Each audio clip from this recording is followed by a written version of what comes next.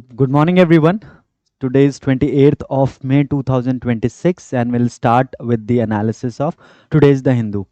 So, today we have a very important news item that we'll be covering in today's analysis, and it is about the power of the Election Commission of India to conduct special intensive revision. Good morning, everyone. So, without wasting a single minute, let's start with our session now. So this is the first article that we have with us. So what happened, students, that on last year on 25th of June 2025, the Election Commission of India formally started the special intensive revision in Bihar. Now this was the first phase of SIR which was conducted in Bihar, and in the second phase the exercise was conducted across 12 states and UTs, right? Now moving on to the next important point that we should discuss. So basically there was a petition in the Supreme Court of India regarding the powers of the Election Commission of India to conduct the SIR. So basically this petition was about one simple fact, that whether the Election Commission of India is empowered to conduct the SIR or not. So finally yesterday the Honorable Supreme Court of India, a bench headed by Justice Suryakant, has finally held that it is the constitutional duty of the Election Commission of India to conduct the SIR.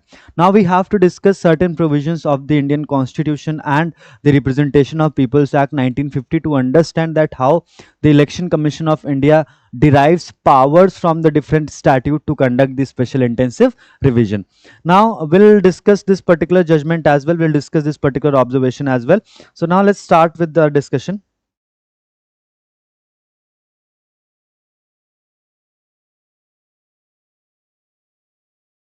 Election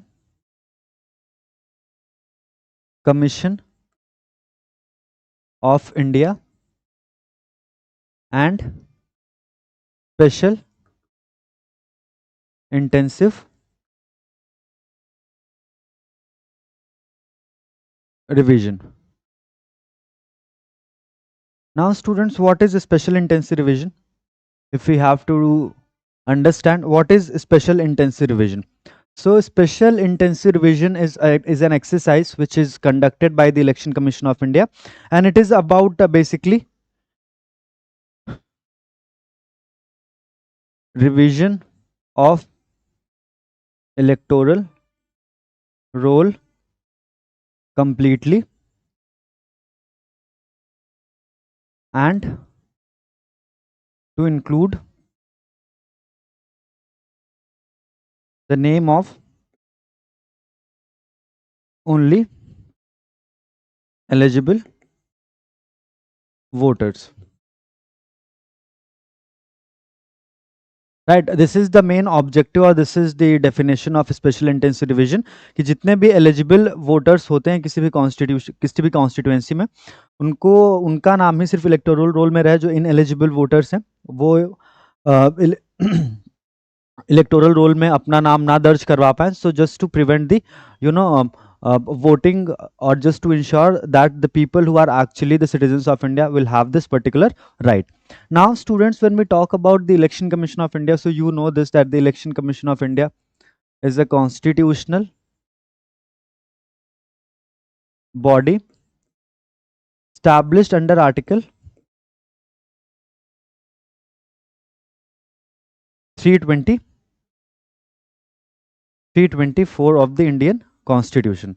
Now Article 324 is a very important provision for us, because Article 324 talks about the power of Election Commission of India to conduct free and fair elections. Now students, if we decode Article 324, so Article 324 will give you a very brief understanding of the concept, that if the power has been given to the Election Commission of India to conduct free and fair elections, so free and fair elections are only possible when the eligible voters will vote in the electoral process. अगर कोई किसी दूसरे country का illegal immigrant है, अगर वो vote करेगा, then it would not be free and fair elections, right? So it is the responsibility of the Election Commission of India to conduct the free and fair elections. Now along with Article 324, there is one more important provision which you should know, and that is Article 326. So Article 326 talks about the principle of universal adult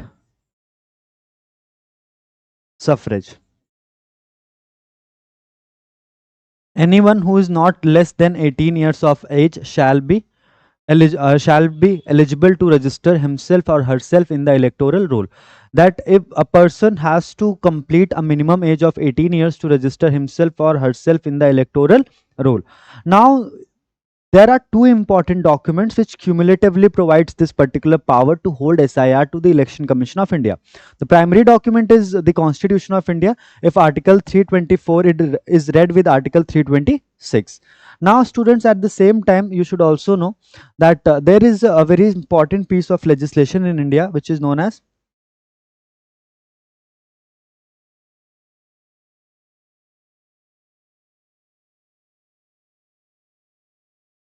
the Representation of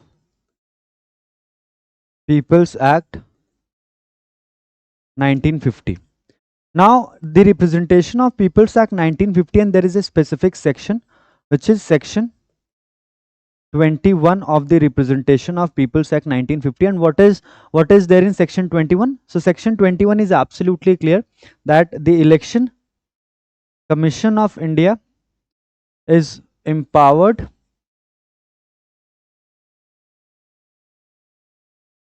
to prepare and revise electoral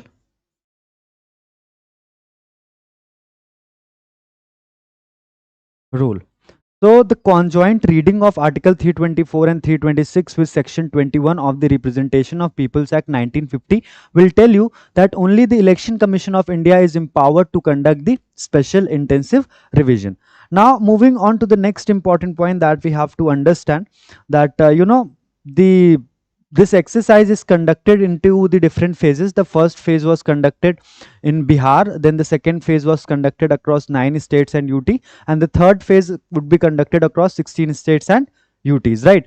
So this is something which we have to understand, that how the Election Commission of India is conducting this exercise under different phases to ensure that the efficiency of the exercise is absolutely maintained, right? Because in India we have almost uh, before SIR there was almost 99 crore voters, right? So this is an absolute mammoth task to conduct this exercise at this level.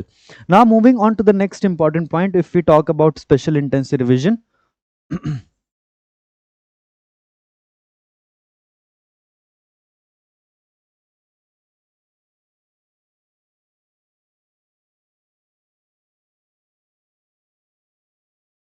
So last time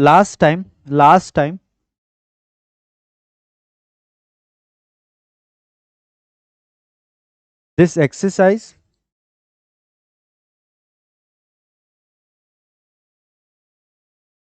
took place in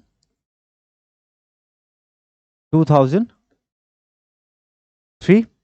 Now, in the latest example of SIR, or in the latest event of SIR, it is taking place in 3 different phases.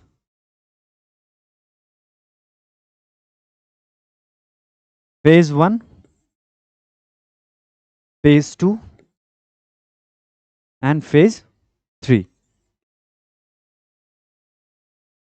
Phase 1 was conducted in Bihar last year. Phase 2 in across 9 states plus 3 UTs, and the next phase would be conducted across 16 states and UTs. And third phase will commence from 30th of May. So day after tomorrow, the Election Commission of India will start the third phase of SIR. Now, under the second phase, there were almost 51 crore voters.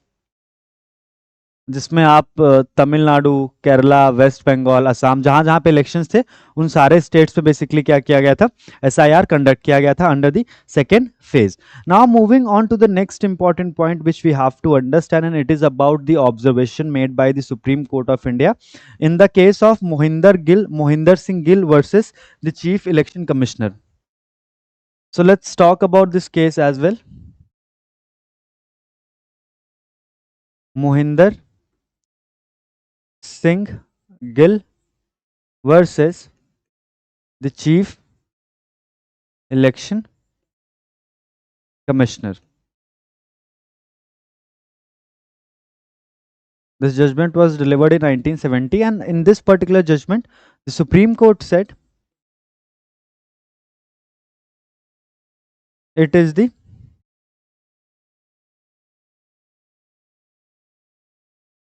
responsibility of Election Commission of India to conduct free and fair elections. And one of the most essential components of free and fair elections is students that only eligible voters shall be allowed to vote. Now, moving on to the next important point that we should understand, and we know about the Election Commission of India. We have read a lot of points, or we have covered a lot of things related to the Election Commission of India in the earlier classes as well.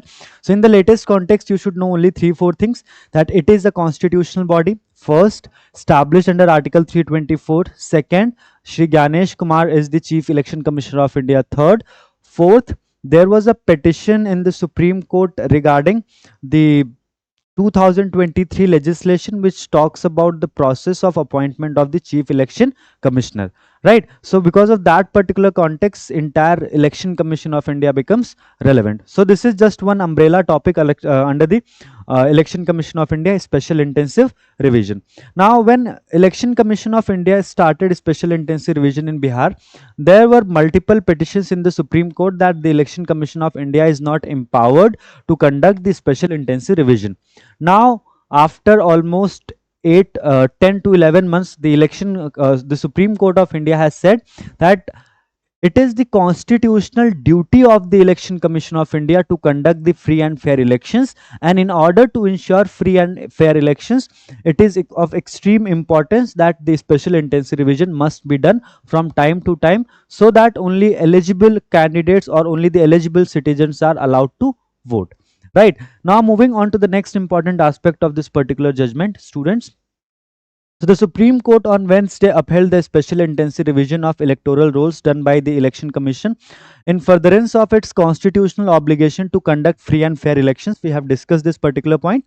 SIR bears a direct nexus to the constitutional goal of free and fair elections. Free and fair elections do not rest merely upon the mechanics of polling. They are dependent upon the integrity, accuracy, and purity of the electoral roll, which forms the foundation of a democracy. So basically, electoral roll is one of the most important document because uh, you know elections are heart and soul of any democracy, and the entire premise of elections solely relies upon the a valid and a correct electoral roll. So the Supreme Court of India has used the same reasoning that electoral roll are basically the foundational principle of any democracy, and to ensure a free and fair election, it is of utmost importance that the electoral roll should be free from all the discrepancies. Right.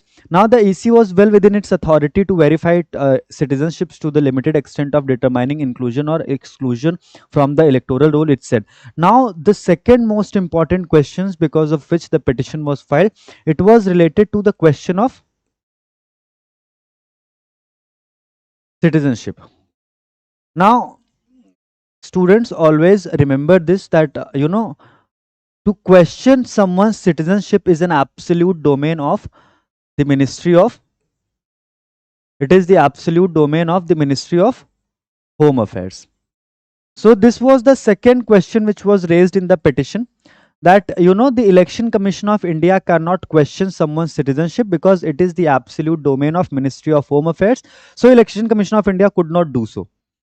Finally, the Supreme Court of India have provided a clarification on the same thing as well, on the same point as well.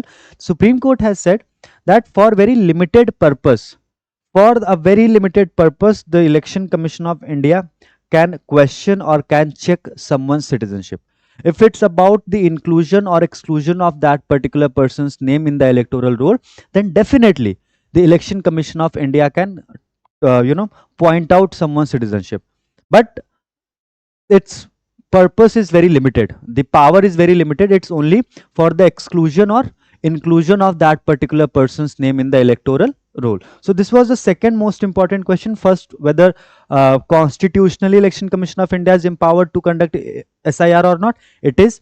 Whether the Election Commission of India is empowered to question someone's citizenship or not. It is, but only with the limited purpose of including or excluding someone's name from the electoral roll.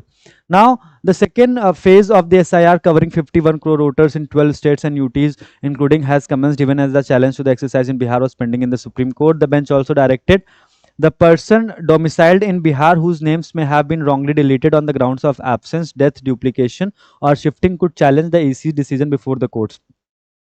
So the Election Commission of India have provided multiple options to the people who were contending that their names were wrongly removed from the electoral roll. So the Supreme Court of India has said that any person who believes that their name has been wrongly removed from the electoral roll, they can directly approach to the court. Now moving on to the next important point. So it is all about SIR. We have discussed section 21 of the Representation of Peoples Act 1950. Then we also discussed article 324 and 326.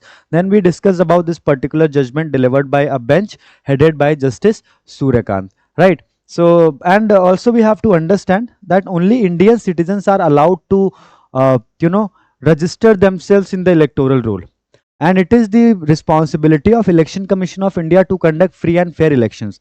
So in order to ensure free and fair elections, it is of, it is imperative that only citizens of India should vote, right? So automatically the Election Commission of India derives this particular power from the Constitution of India to question someone's citizenship for the limited purpose of inclusion or exclusion of the name in the electoral roll.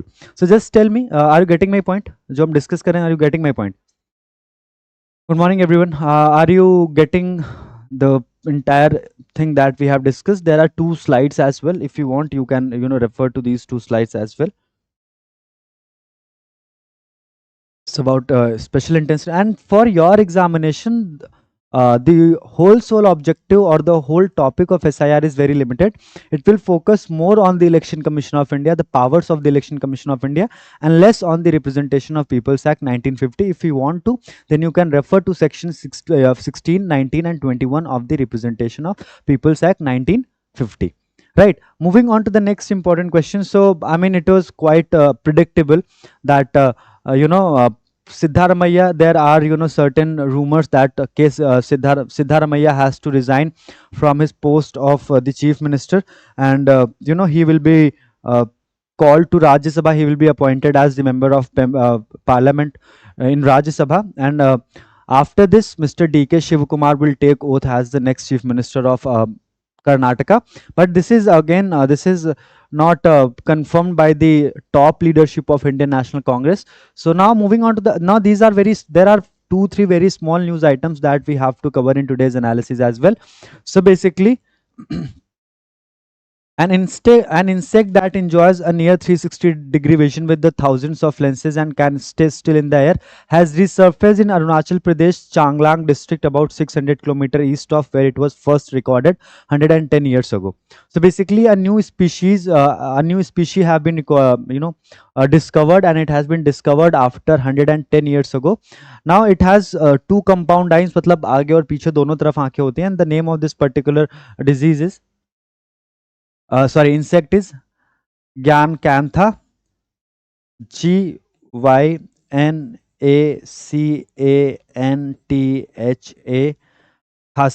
khasiaka, right? And it has been discovered at Namdhapa National Park and Tiger Reserve. So you just have to remember two things: the name of the species. The name of the species is Can Kantha Khasiaka, and it has been discovered at uh, Namdhapa National Park and Tiger Reserve, and it was last discovered 112 years ago. Right. So now moving on to the next point. Home Secretary led panel to draw a plan to clean Yamuna. So finally, the Supreme Court of India has constituted a committee, and it has been a long debated point in Delhi, and it has been a long debated issue in Delhi that how to uh, clean Yamuna River. So finally, the Supreme Court has constituted a committee which would be headed by Union Home Cabinet Secretary Mr. Govind Mohan, comprising the chief secretaries of all the states and UTs through which the Yamuna river flows. जितने state से Yamuna river flow करती है उस हर एक state के जो chief secretaries होंगे और यूटीज के जो चीफ सेक्रेटरी होंगे along with the union home secretary mister Govind Mohan, they will they have to devise a mechanism, they have to make a plan and present it before the Supreme Court within 8 weeks that how uh, Yamuna can be cleaned in a better and efficient manner. And Yamuna is very important because it is a lifeline of 57 million people living in our national capital. Then we have Kerala scientist discovers new evergreen tree species at Sendarni Sanctuary. So another important discovery. These discoveries are not that much relevant for common law admission tests, but these species might be relevant for AILET and other law entrance tests. So with that, keeping that particular thing in mind, let's start with our discussion. So Kerala scientists discovered new evergreen tree species at Senduri Sanctuary. तो इसका नाम क्या है? इस species का नाम क्या है? So the name of this particular species is Humboldtia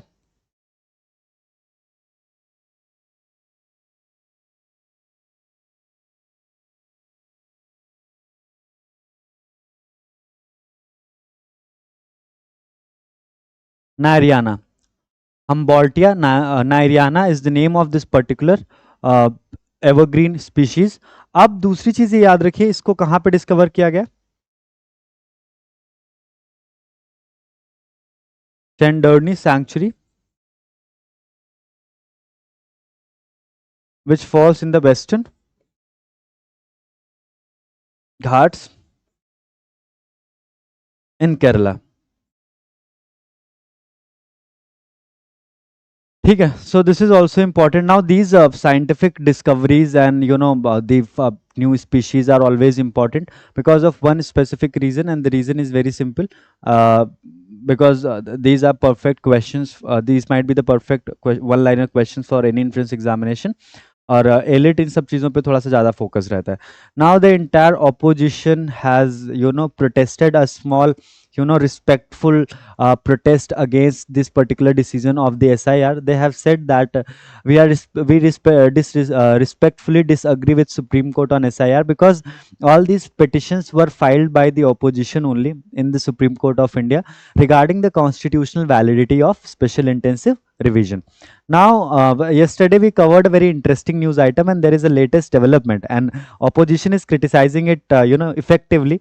That yesterday we did something related to a particular commission constituted by or notified by the Ministry of Home Affairs, and the main objective of that commission was to study or to review the impact of illegal immigration on India's demography, right? And this particular commission was supposed to be headed by a retired Supreme Court Justice Prakash Prabhakar Navlekar. Now, yesterday the name was announced. Yesterday, the name of Prakash Prabhakar Navlekar was announced as the head of this particular commission, whose responsibility was to, study the impact of illegal immigration on India's demography. And yes, day before yesterday, his name was announced. Yesterday, he has said that he is not an expert in this area. He has to consult the various experts who have certain expertise in how to study the impact of illegal immigration on demography. So basically he said, I am not a demographer, I have to consult the experts, right? So this is something which we have to understand, that if the head is saying that he is not an expert, then how the Union of India could notify that particular person as the head of that particular committee. And Mr. Navlekar has also said that he is in Jabal for last 6 years, so he have no idea about that he would be appointed as the head of this particular commission. And after this particular observation, entire opposition is basically behind the government, that how the government could do this. There is not a single demographer who is a member of this committee, because the government said it is an expert committee, an expert committee that does not have any expert, right? So this is something, this is a very good idea presented by the government. And finally, we also covered that this particular committee will suggest a mechanism that how we could detain, how could we identify and detain and deport illegal immigrants, and they have to submit their report within 1 year. And if they want, then this particular time can be extended for another 6 months, but the maximum time period which has been given to this particular committee is of 18 months, that within 18 months they have to study the impact of illegal immigration on India's demographic change, and they have to devise a mechanism and suggest it to the Ministry of Home Affairs, that how we could effectively identify, detain and deport these illegal immigrants. Right, now moving on to the next important point. So the defense ministry has launched a program related to the fifth generation advanced medium combat aircraft. Now this is actually very important, that the government has launched an initiative to develop fifth generation advanced medium combat aircraft. Now, this abbreviation might be relevant. AMCA. What is the full form of AMCA? Advanced Medium Combat Aircraft. And for this particular program, the government has allocated 15,000 crore rupees. The government is willing to spend approximately $1.58 billion for the development of a fifth generation advanced medium combat aircraft in India. And three different bidders have also have came forward, which will now do a lot of research that how they could develop a fifth generation advanced medium combat aircraft. Right now, this particular development will help India in the advancement in the defense sector, and also this indigenous project will reduce India's reliance on the other countries, because there are a very few countries which have a fifth generation advanced medium combat aircraft, and most of these countries, they don't import this defense technology to other countries, or their you know uh, aircrafts to the other countries. Now, so this is something which is very interesting, and I mean it is very quite motivating as well, that Supreme Court Collegium has recommended the name of four High Court judges and advocates to the apex court. Supreme court ने 4 women advocates और जजेस, high court जजेस का नाम recommend किया है supreme court के लिए. Now this is quite a futuristic, and this is quite an important step or initiative taken by the Honorable Supreme Court of India, and ultimately it will strengthen the composition of the Supreme Court, the composition of women judges in the Supreme Court, because right at this moment there is only one woman Supreme Court judge, and she is none other than Justice B.V. Nagaratna, and she is also set to become the first woman CGI next year.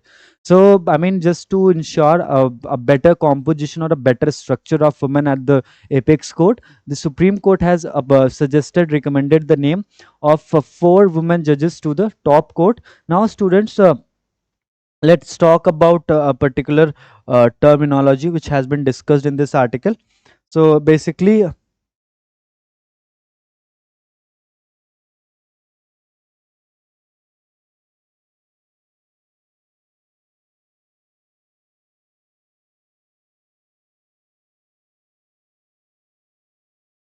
what is collegium? What is collegium? Anyone? I'll wait for your responses in the chat box. What is collegium?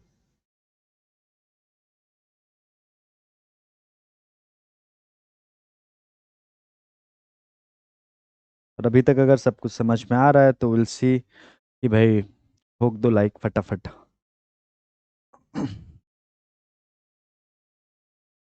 And also recently we covered one important news item now, that the Supreme Court of India, sorry, the President of India has passed an ordinance to, or promulgated an ordinance to uh, increase the number of Supreme Court judges from 33 plus 1 to 37 plus 1.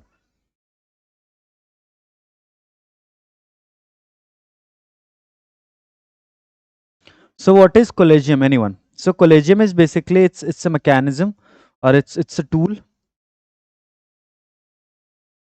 for the appointment and transfer of judges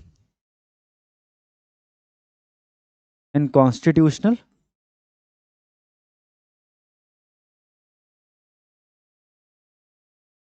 courts. Now, what is the composition of collegium? So collegium is basically four senior most judges plus Chief Justice of India. In the context of collegium, there is a very important development which took place in 2014, when in 2014, through 99th Constitutional Amendment Act 2014, the Union government introduced introduced the concept of NJAC. And what was NJAC? So basically, students, NJAC was National Judicial Appointment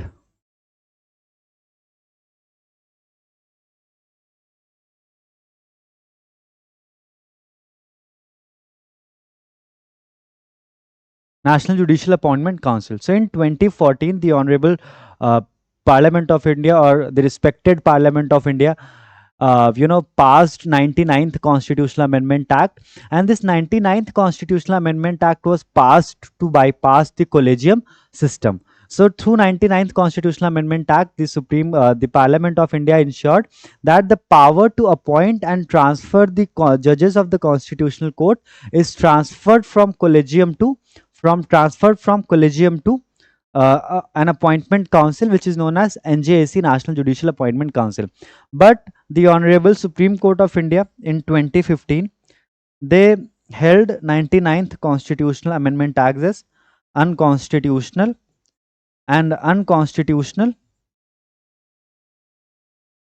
and again the powers of the collegium were restored. It was done to ensure that the separation of power is still there.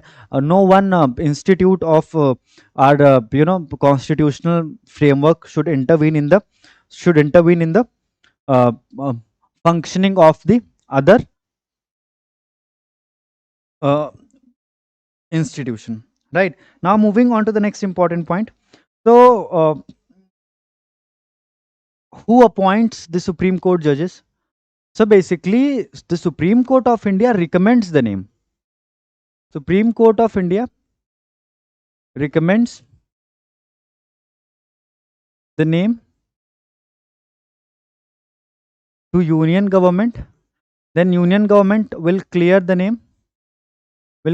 names, and finally the appointment is made by the President of India. Appointment is made by the President of India. Now moving on to the next important point which we have to discuss. So constitutional courts का मतलब क्या होता है? Constitutional courts is basically Supreme Court plus High Court. So after a very long period of time, the Supreme Court has, or the collegium has recommended, I mean, you can have a very selective approach if you have, to understand what are the things which are relevant for your examination. You should always analyze the past year's paper, and you must have felt it that the analysis which I do, there are so many institutions which are conducting analysis every day, but my analysis is always, it's below 60 minutes हम question answer करते हैं, इसीलिए वो 10 minutes extend हो जाता है, because I only cover those news items which are only relevant for common law admission test and other law entrance examination in India which are conducted after class 12th or basically which are basically law entrance examination. मैं ऐसा कुछ नहीं cover करता हूँ, मैं यहाँ पे आपको क्लैट और अदर लॉ एंट्रेंस एग्जामिनेशन की प्रिपरेशन करवा रहा हूँ. I am not here to prepare और to make you understand things for the union public service commission, because same document is relevant for civil services examination, same document is relevant for CLAT, AILET, NLSAT and every other law entrance examination, but there must be a some line which should be there to ensure कि हम CLAT की preparation करते करते हम UPSC या किसी और examination की प्रिपरेशन ना करने लग जाएं. क्योंकि मैंने देखा है नॉर्मली एक ट्रेंड हो गया है कि newspaper analysis goes on for like 80 minutes, 90 minutes, 95 minutes, 100 minutes, and there are days when the newspaper analysis is being conducted for 110 minutes as well.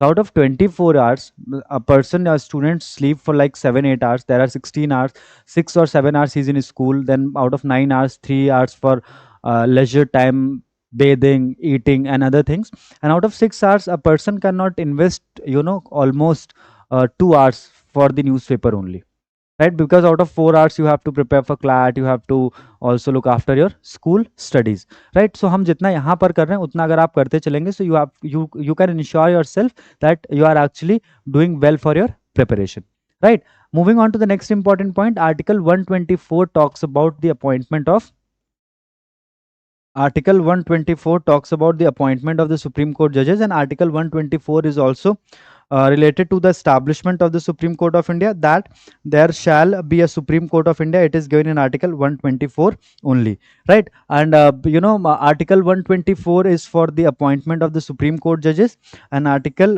217 is for the appointment of High Court judges. Right. So अगर आप लोगों को यहाँ तक सारी चीज़ें समझ में आई हैं तो फटाफट, जितने लोगों को समझ में आया और जिन लोगों ने अभी तक वीडियो लाइक नहीं किया, you have to like the video and then we can move to the next point. अब आप लोग फटाफट चैट बॉक्स में बता दीजिए मुझे कि आप लोग को ये टॉपिक समझ में आया, so that we can move to the next point. We can move to the next point.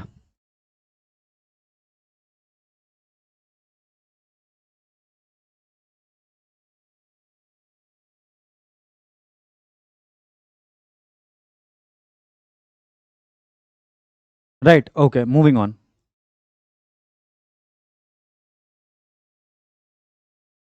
So this is something which is very important, that Assam State Legislative Assembly has passed the Uniform Civil Code Bill, and with this, Assam became the third state post-independence to pass a bill related to Uniform Civil Code, related to the adoption of Uniform Civil Code. Just to give you a brief understanding of Uniform Civil Code, Uniform Civil Code is defined under Article 44 of the Indian Constitution. But if you look at Article 44, you will not find the definition of Uniform Civil Code. But Article 44 only says this, that every state in India shall endeavor to have a uniform civil code. मतलब क्या है कि India में हर एक state को try करना चाहिए कि उनके पास में यूनिफॉर्म सिविल कोड हो. Now this has been given in the Article 44 of the Indian Constitution. And in order to implement the principles of Uniform Civil Code, in order to implement the principles of Article 44, this Assam Legislative Assembly has passed, State Legislative Assembly has passed the Uniform Civil Code Bill 2026, and after Uttarakhand and Gujarat, they became the third state post-independence to introduce Uniform Civil Code Bill. Now the next important point is, one of the most important or the primary provisions of this Uniform Civil Code Bill is to basically ban polygamy. So under this, polygamy would be banned, absolutely banned. So this is something which we have to understand. Once this particular bill became an act, we'll discuss about the various provisions of this Uniform Civil Code, और primarily क्या क्या provisions होंगे कि live in relationship को register करना होगा, marriages को register करना होगा, पॉलीगैमी बैन होगी, डिवोर्स के ग्राउंड सिमिलर होंगे, इनहेरिटेंस राइट सिमिलर होंगे, सक्सेशन राइट सिमिलर होंगे. Basically there would be parity amongst all the religions, parity amongst the all religions when it comes to personal laws, right? Now moving on to the next important point. So the Cabinet of Economic Affairs have approved Sarthak PDS scheme with the cost of 25,530 crore rupees to improve food security. So what is this Sarthak PDS scheme? So in India we have a public distribution system PDS scheme, जहाँ पर हम क्या करते हैं कि subsidise rate पे लोगों को फूड और रेशन की जो सप्लाई होती है वो इंश्योर करते हैं, right, under the subsidise prices. Now the government has introduced an upgraded version which is known as Sarthak PDS. And what is Sarthak PDS? So Sarthak PDS is launched by the union government, and it will be launched for a period of 5 years. It will be launched for a period of 5 years. The next important point is the cost or the budget for this particular scheme is 25,530 crore rupees, and this particular scheme is launched to improve the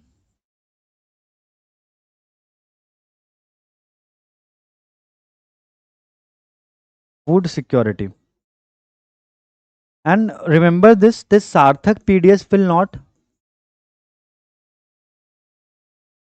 replace the existing PDS system, but it will complement it. It will increase the efficiency of the existing public distribution mechanism. Right. So these are 1, 2, 3, 4, 5 points related to Sarthak PDS scheme, which you may jot down,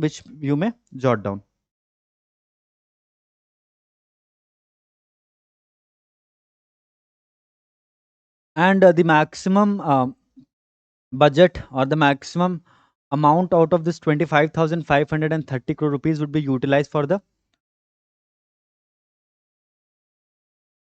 modernization of the existing public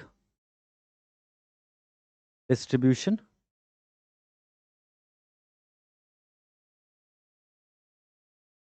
system.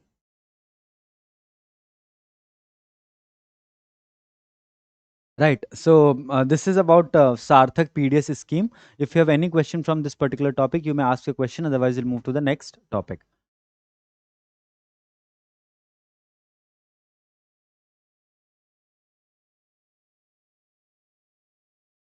Now, in the editorial section, is all about every day is about West Asian conflict, right? So we'll not discuss about the West Asian conflict anymore because we have discussed, and if this war continues for a very long period of time, then there are speculations that crude oil may soar to the prices of crude oil may soar to $200 per barrel. इसका मतलब क्या है? तब अगर $200 per barrel तक crude is no, PDS is not replaced.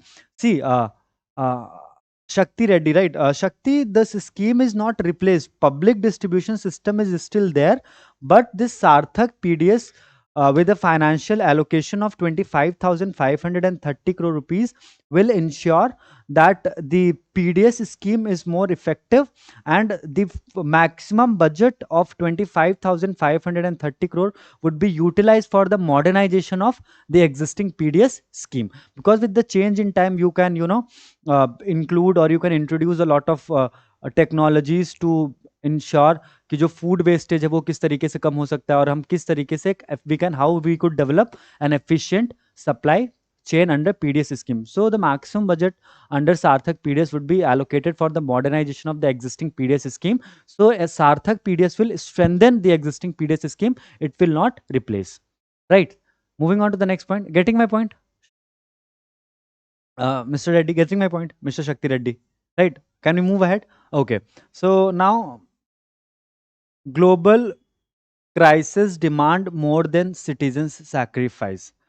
Now, recently, the Prime Minister of India issued 7 appeals urging citizens to embrace restraint, self reliance, and responsible consumption amid global uncertainty caused by the America Iran conflict and disruptions in the Strait of Hormuz. These included buying local products, conserving energy, avoiding unnecessary foreign travel, prioritizing domestic tourism. The appeals have drawn mixed reactions from the political parties, economists, businesses, and the public. Some view them as practical nationalism suited to an unstable world, while others see them as realism rather than rhetoric. Supporters argue that promoting domestic consumption and reducing external dependence could strengthen India's resilience in a fractured global economy, while some in the social sector see the messages as supportive of healthier and environmentally sustainable lifestyle. So basically, the author of this article is trying to focus on one important aspect, that when it comes to situation like the conflict happening in West Asia, it is not only the responsibility of citizens to sacrifice every time. The government of India should also take certain progressive steps. There is a merit in this argument. Modern democratic governance rests on an implicit social contract. Citizens pay taxes, obey laws, participate in democracy, and contribute to the economy. In return, governments are expected to provide public goods, social protection, healthcare, infrastructure, education. So basically, यहाँ पर एक social contract theory जो exist करती है under the political science, that theory has been discussed, that you know the relation between government and the citizens is of give and take. We give taxes to the government, we give cess to the government, we pay GST to the government. In exchange of certain services, we expect certain services from the government, services like food, health, education, and support during the some rough time. Now, government exists not merely to advise citizens during crisis, but to build systems resilient enough to withstand them, yet they often fall short of fulfilling the contract, with even electoral promises only partially implemented before being repackaged for future elections. So, author of this particular article has basically targeted the union government, or targeted the government, that how the government has a lot of expectations from the citizens of this country, but in exchange of that, the government is not doing its job properly. Right, so this is something which is always subject to a lot of discussion, and it is open for a lot of debate. We don't have to discuss this particular topic now. Moving on to kabam. Now, आप में से कोई मुझे बता सकता है? Can anyone tell me what is kabam? Kabam, CBAM. What is this mechanism which is known as kabam?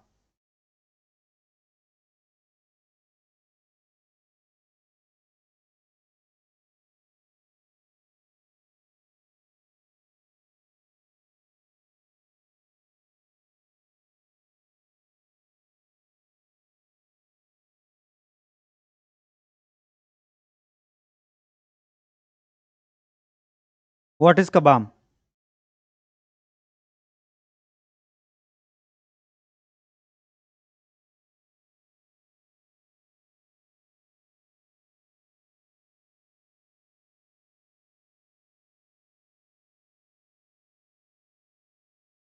Anyone who'd like to answer the question? What is kabam? CBAM.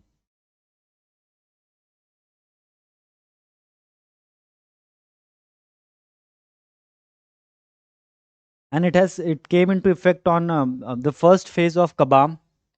The first phase of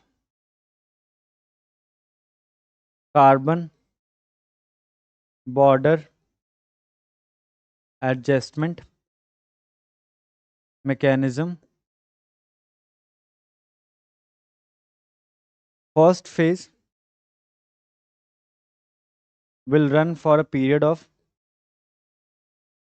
2026 to 2034, and this entire idea of kabam is only for the European Union. Now, still we are not sure about the definition of kabam. What is carbon border adjustment mechanism?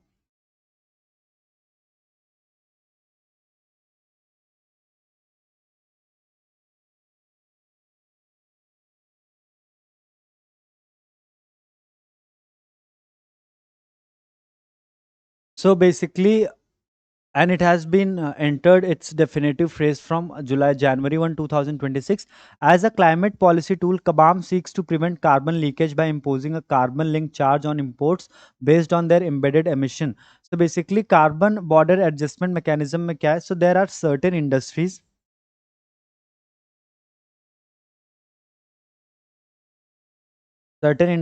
like steel, aluminum, cement, which emit a lot of carbon while the manufacturing process is going on.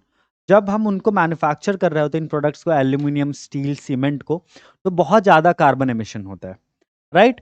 So basically अब क्या होगा कि जब ये जो heavy industries हैं, इनके जो प्रोडक्ट्स होंगे जब ये ईयू यूरोपियन यूनियन में इंपोर्ट किए जाएंगे, when these products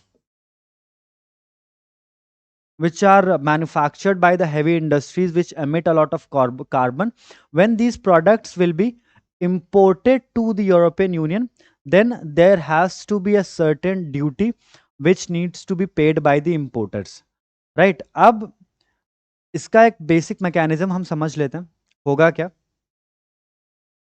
Now, European Union, if we look at the entire Western nations and specifically European Union, so they have taken a lot of steps to achieve their carbon emission objectives. And in order to ensure that their carbon emission objectives are fulfilled on time and they are at par with the attainment of these carbon or climate related objectives, they have introduced multiple mechanisms to effectively achieve it. And one of them is carbon border adjustment mechanism. Now, what is carbon border adjustment mechanism? That there are certain industries which produce or which emit a lot of carbon. So वो जो industries के product हैं, products which are produced by these industries, when these products will be imported to the European Union, there has to be some tax which has to be paid by the importers.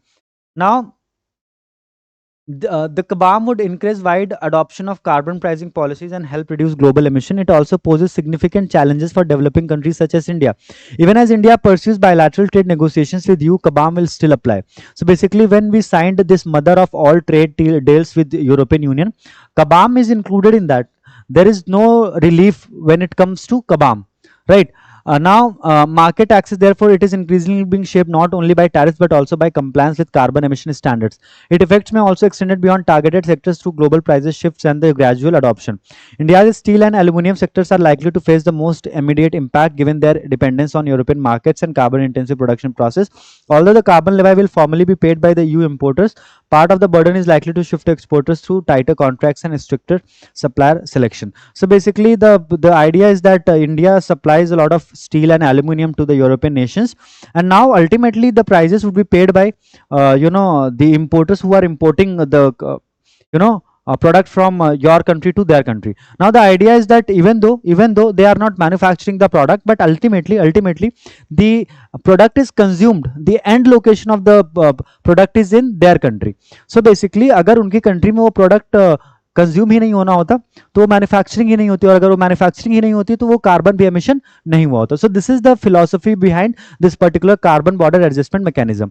So although this particular tax is to be paid by the importers, but again this might or given the multiplicity of the options, importers might ask the Indian suppliers to absorb certain cost of this CBAM, carbon border adjustment mechanism. So just to counter this carbon border adjustment mechanism, the author has also suggested that India should adopt India border adjustment mechanism, IBAM. And what would be IBAM? IBAM would be basically ki jo bhi the European companies which are sending goods to India, now they also have to pay a tax, and then we can actually just like import and export, we can adjust CBAM through IBAM, और फिर जो effective charges होंगे हम वो pay करेंगे, right. Now at the end of the day we have to understand one thing. Now India will not effectively feel so much of heat because of CBAM, but at the end of the day it might reduce the bilateral trade. And recently we have signed a lot of agreements with European countries to increase the bilateral trade, but with the enforcement of the first phase of CBAM from January 1 2026, the entire visionary or the entire objective of increasing bilateral trade may diminish over a period of time. Now moving on to the next point, moving on to the next article.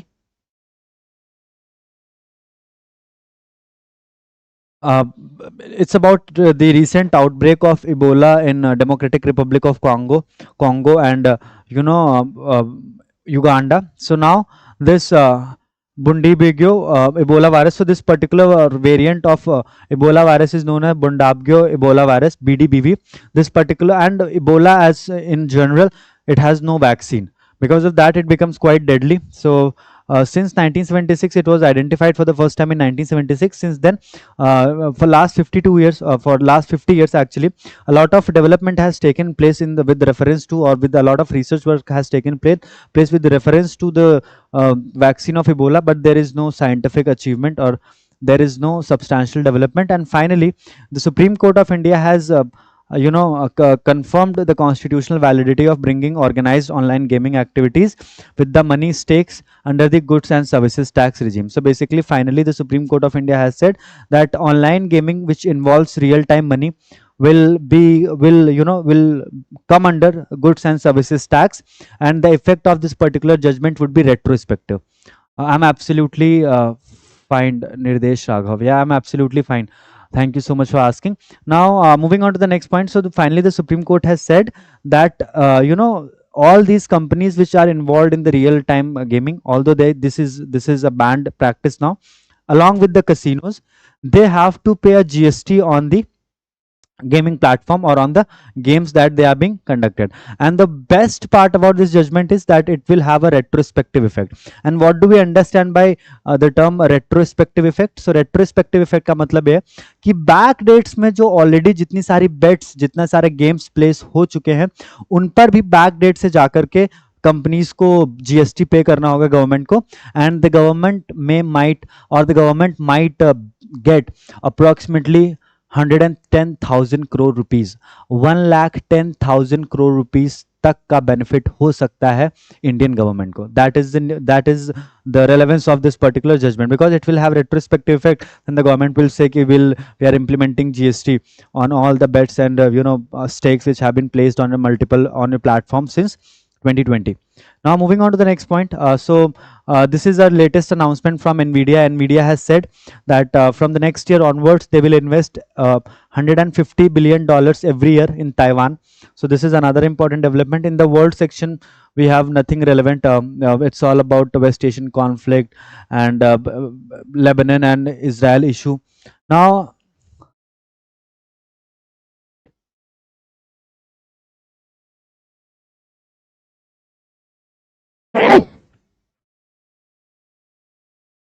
moving on to the next point. So this is about IPL. So this is all about analysis. Now we'll shift our focus to the question and answer section.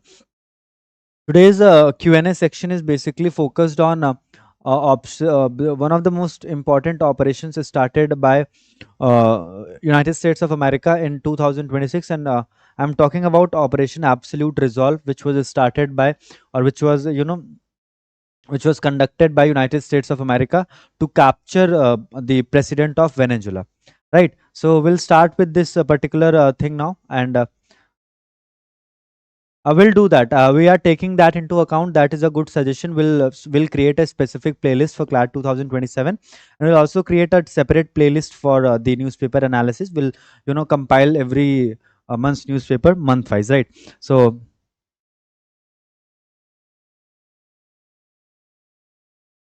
भाई some news is important, not all. Yeah, exactly. इसीलिए मैं कह रहा हूँ ना कि मतलब मेरा जो एनालिसिस रहता है आज भी देखिए it took around 55 minutes and we are done, right? So it's not important to discuss every news, right? अभी बोला वैक्सीन के बारे में we never discussed, we didn't discuss anything.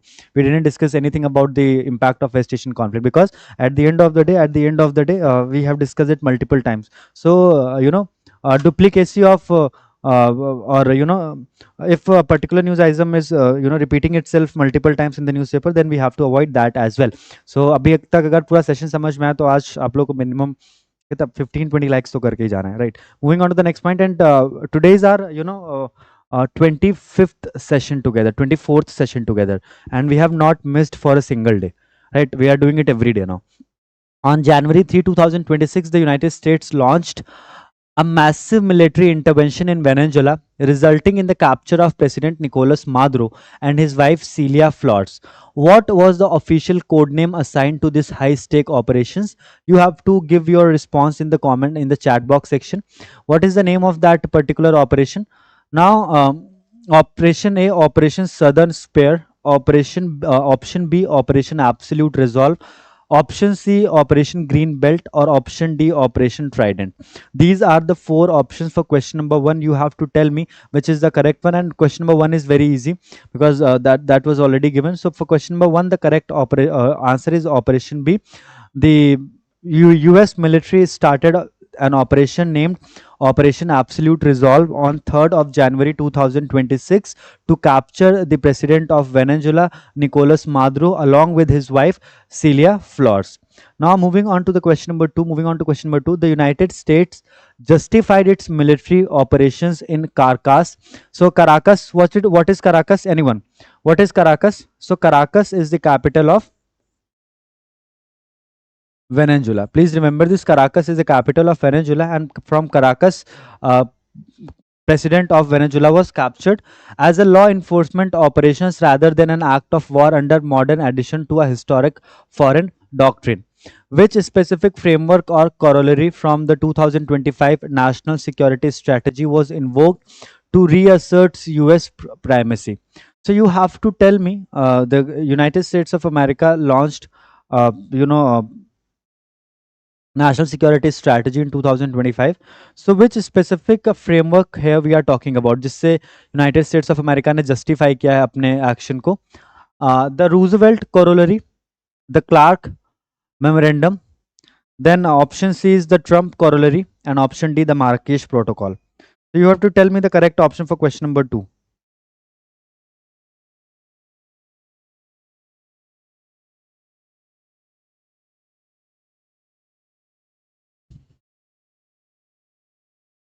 So basically for question number 2, the correct option is the Trump corollary. So in the national security strategy of 2025, uh, Trump corollary was, uh, combined with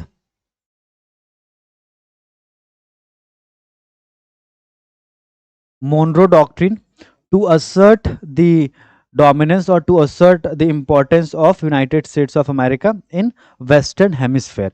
Western Hemisphere में United States of America की dominance को assert करने के लिए under the national security strategy, Trump corollary was supplemented, or Monroe Doctrine was supplemented with Trump corollary. Now moving on to question number 3.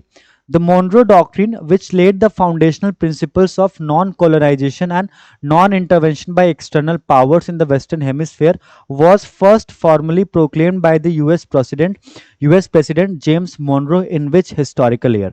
So you have to tell me that this Monroe Doctrine was basically, implemented by President James Monroe in which year? Option A 1823, option B 1860, option C 1904, or option D 1941. Which is the correct option for question number 3? Which is the correct option for question number 3?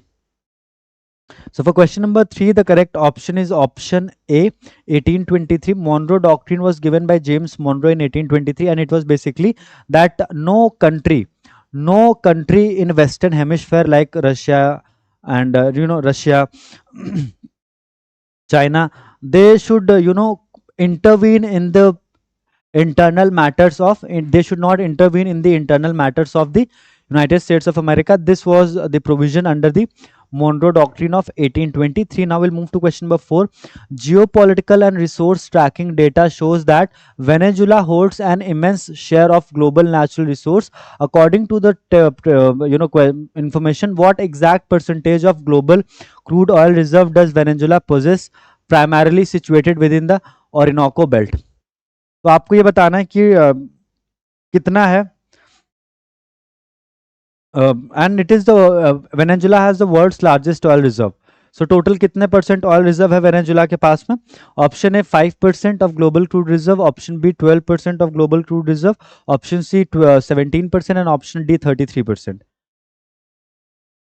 So for question number 4, the correct answer for question number 4 is 17% of the global crude reserve, which is approximately 303 billion barrels.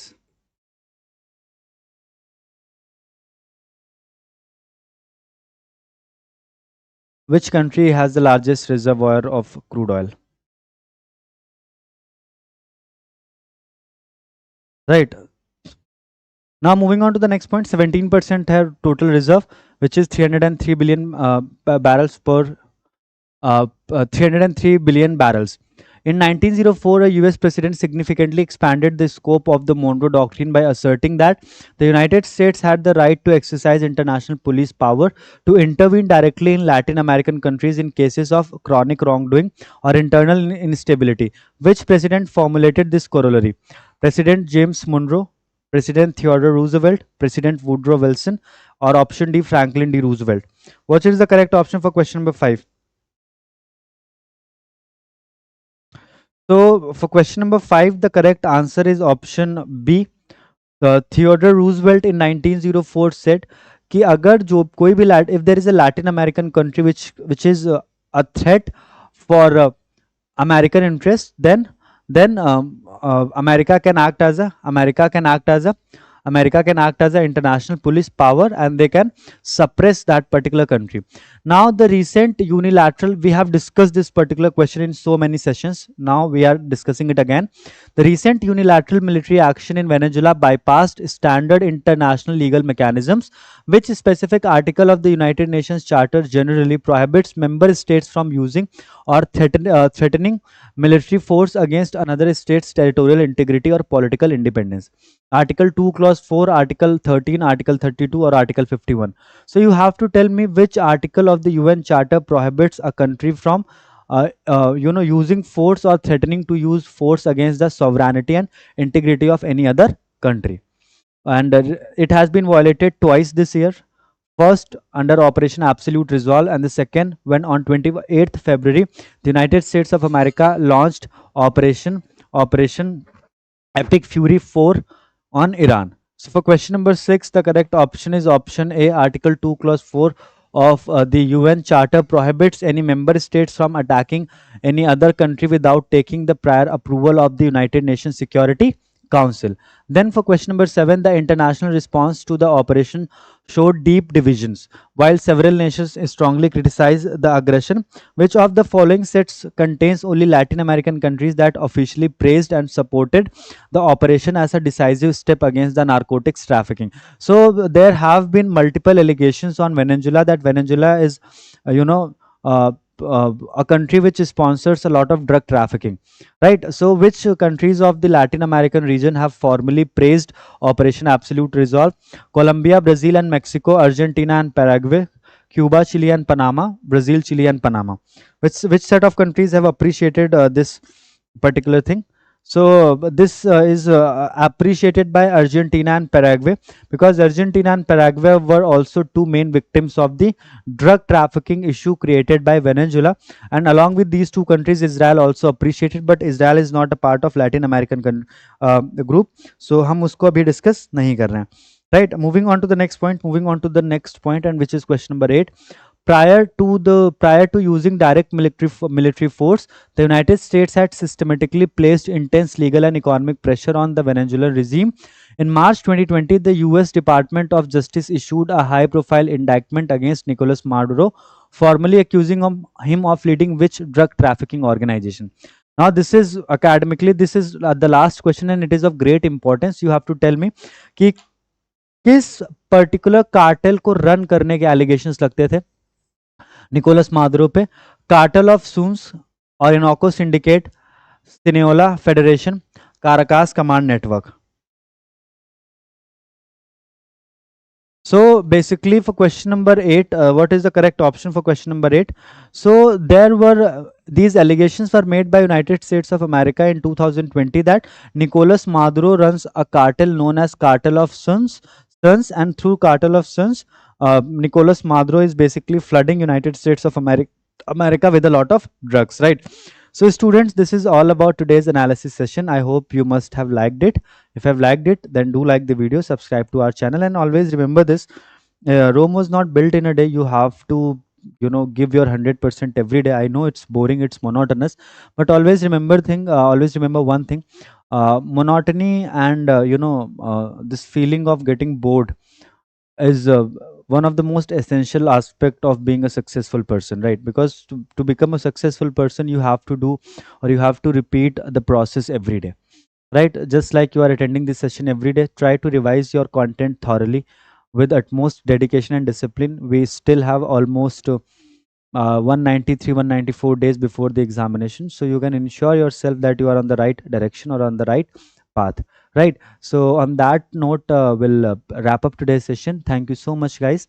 Bye bye, take a good care of yourself, keep yourself hydrated, and that's it, this side.